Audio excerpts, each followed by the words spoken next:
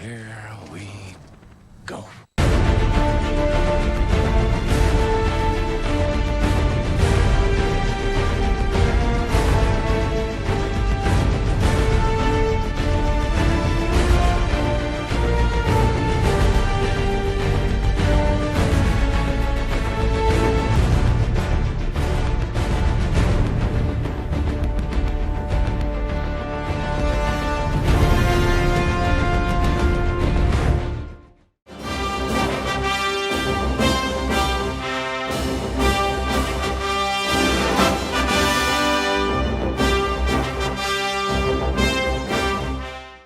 Hello guys, I'm Comic Book Movie Fan Productions, and welcome back to the DC Film Retrospective. Today's film is a weird entry in the series to say the least, and once the series started to take a turn towards comedy, Superman 3. After the success of Superman 2, a third installment was quickly put into production. The Salkinds didn't get Donner or his team back nor Gene Hackman, who didn't like how the Salkinds treated Donner during the production of Superman 2, but then later contradicted his statement by saying his schedule was too busy. Margot Kidder also supposedly sided with Donner, and because of that, the producers supposedly shortened her role to a mere cameo in the final film as punishment for siding with Donner. But the producers also came out and said that they have no beef with her, rather that she wasn't in much of the film due to her substance abuse problems, and also that the Lois Clark storyline was over and when it felt redundant. The producers got David and Leslie Newman to write the film, who also worked on the first drafts for the previous two Superman films, but were a lot goofier and slapstick-like until Donner and his team showed up to make it more serious, hence why the tone of this film is so goofy. Also, the original drafts of the script include characters such as Brainiac and Supergirl, which would have included a whole love triangle with Lois, Superman, and Supergirl, who would have fallen in love, apart from the fact that they're cousins. But the producers didn't like it and went for more grounded quote-unquote characters. Now you may be asking, how does Richard Pryor fit into all this? Well, the answer is quite simple. When he made an appearance on The Tonight Show with Johnny Carson, he expressed how much he enjoyed Superman 2 and made a whole stand-up bit about Superman. The Salkinds liked it and got him on board with the film, along with him having some decent box office hits beforehand such as The Toy the previous year. And the Salkinds also got Richard Lester back from Superman 2 to do this film. With all that said and done, the film was made and released in the theaters in June 1983, and wasn't a big box office hit, only grossing $59 million against a $39 million budget, and it got poor reviews from audiences and critics, unlike the previous two films, but was still enough to convince Warner Bros. To keep chugging this franchise along. But we'll get into that when it's time. But anyways, now with the history out of the way, let's get into the plot.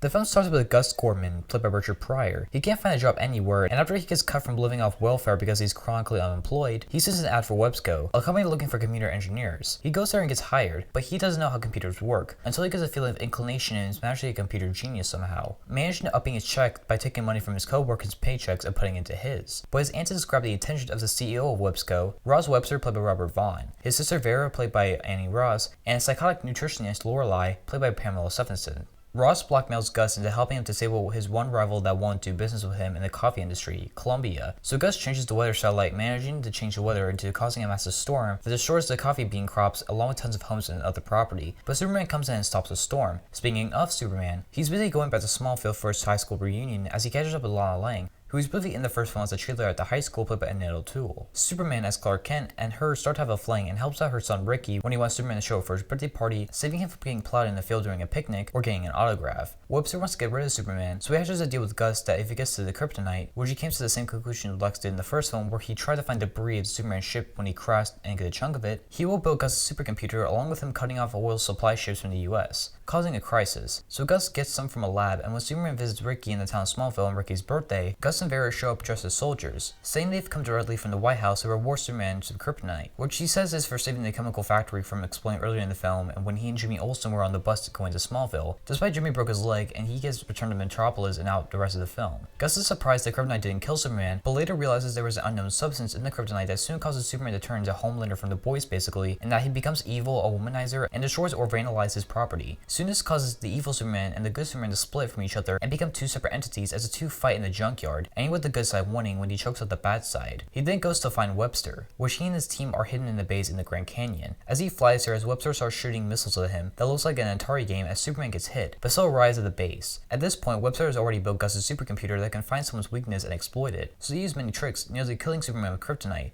But Gus feels guilty and manages to distract the computer by destroying a portion of it, but becomes his own being and starts to take all the electrical power from the US. He also possesses Vera into an android basically, as the computer nearly kills the remaining people there, including Superman. But he brings in some acid from the chemical lab he helped save earlier in the film, and when the computer gets too hot, the acid explodes, killing the machine as the day is saved, and Superman carries Gus to a coal mining factory for saving his life and says he can work there at the factory as he flies up to check in with Lana as she moves to Metropolis with Ricky earlier in the film, as the two go on a date and Clark beats up and outsmarts Lana's creepy ex-boyfriend Brad. And she also gets a job at the Daily Planet as Perry White's secretary as she meets the sad including Lois, who was only in the beginning of the film earlier because she was on a vacation in Bermuda. The film ends with Superman fixing the damage evil Superman caused, such as the Leaning Tower of Pisa, as he once again flies up into space and looks at the camera before flying off as credits roll.